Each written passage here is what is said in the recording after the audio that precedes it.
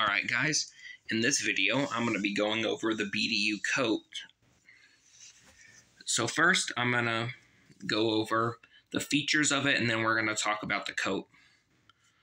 Alright, so first we're going to go to the arms, as we did in the last video, which has not been uploaded yet. It will be by the time this video comes out though. So here, we have the buttons. So how this works, I'm not going to button it up all the way, but you kind of get the idea. So you button this up if that's how big your wrist is, or if you just want it wide like that. And then there's this button here, and then that button there. And that's really all there is on the sleeve. So now, but the chest area has a little bit more going on. So they have this flap to protect the buttons, which looks really nice. And then I'm not going to undo the buttons, but I'm showing you the pockets. And you can fit your hand in there and put whatever you want in here. What I do like about this uniform, though, is it's not just like a dress uniform or a work uniform. This has actually been used. I don't know if it's seen combat, but it's been used. I think this may be an unissued one because it's in pretty good condition when I got it. There's two smaller pockets on the chest area. And unlike some other coats, there's no zipper. So there's this flap, protects the buttons. So then you want to take these buttons. And I'm not gonna undo all the buttons, but undo that one. Do it back up there. At the top, there's no button protector. It's just this button. You can undo it, which you'll see a lot. Most soldiers just left it undone. And there's the tag. Medium, regular, and you can pause and read that if you want. Collar's pretty nice and big. And this is BDU stands for Battle Dress Uniform. We'll get into all that later.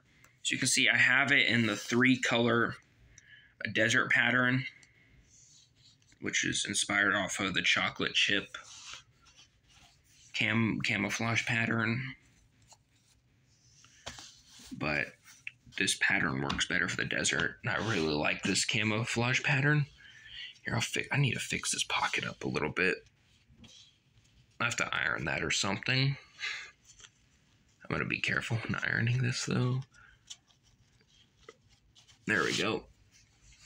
And there's not too many features on this coat, but it's pretty comfortable. But a disclaimer, real quick, I did not put this on to try to pretend to be in the military or anything like that. And if you're going to wear this out anywhere, I would not encourage that you put patches on it.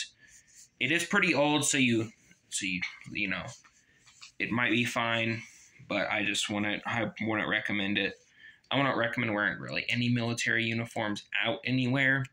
But if you do, then just don't. I wouldn't recommend putting patches on it. But yeah, just had to get that out of the way. So now, went over the features and all that. Now we're going to talk about the coat.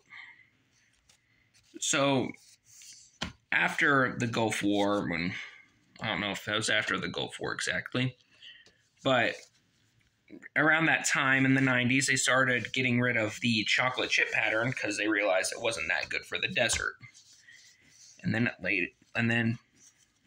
they came out with this pattern, which is this coat, but you can also see other patterns like woodland.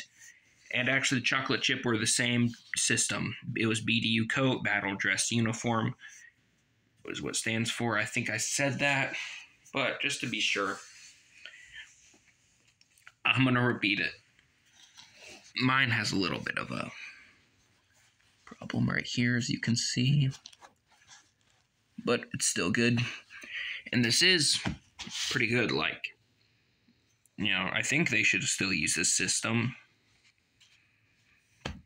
which I'm going to explain to you why they switched it, which I believe No, I explained in the last video a little bit, but we're going to go more in depth in this video.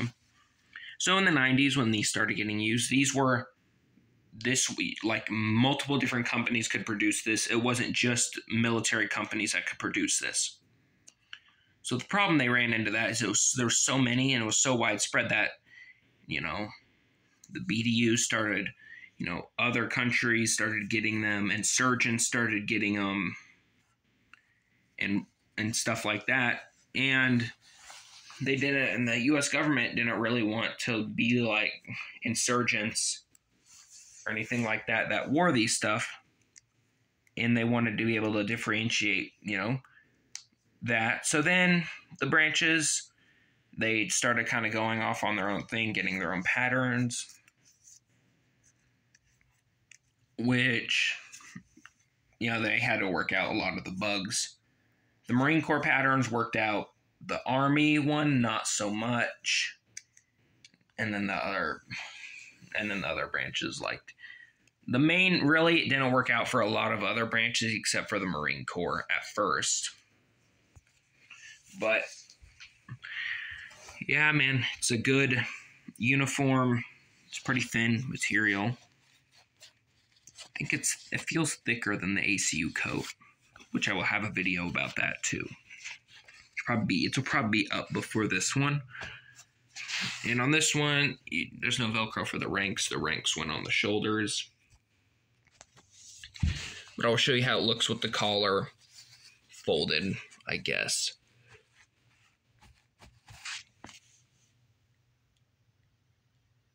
There we go.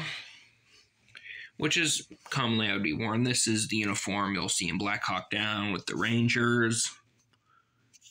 It was a good uniform. The problem with it was it was also used in combat, and these would trap heat, and when you had your gear on, you couldn't really get to these pockets, which that was a little problem. But I mean, I still think this was a good system, just because you could use it for whatever. But then body armor started coming along with the RBA vest, and then the flak jackets. You couldn't really get to these pockets. But they're kind of nice to have, and they make the uniform look really nice. But that's all I have for you today. I will see you on the next one. Goodbye.